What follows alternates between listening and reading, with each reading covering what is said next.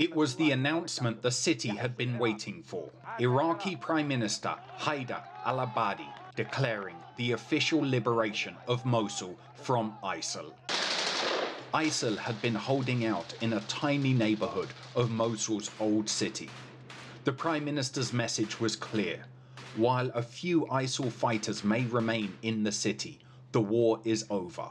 After 3 years, Iraq's second largest city is free. Our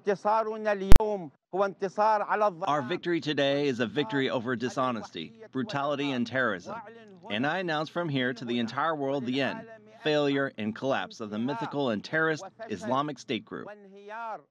The United Nations estimates that Mosul needs $1 billion in investment just to restore basic services. Long-term rebuilding projects will cost billions more. The war displaced about 900,000 people. Tens of thousands still live in tent cities outside of Mosul. But in parts of the city, signs of life springing back. In the neighborhood of al-Hadida, 17-year-old Mohammed cleaned his street.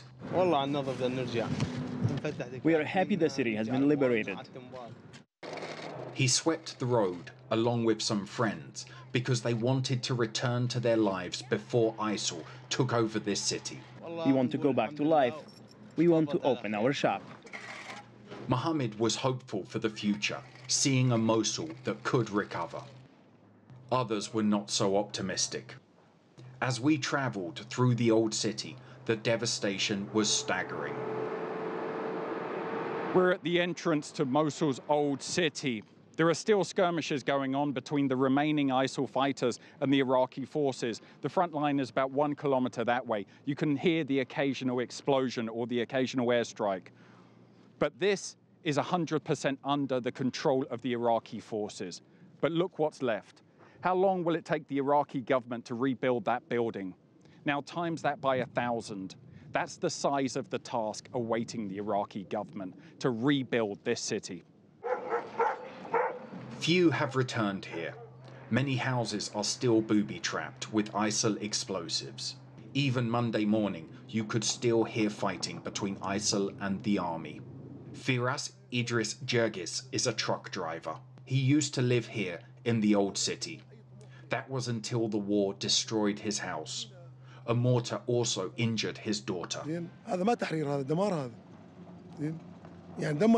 I lost my car, I lost my house, I lost everything. Come back to where?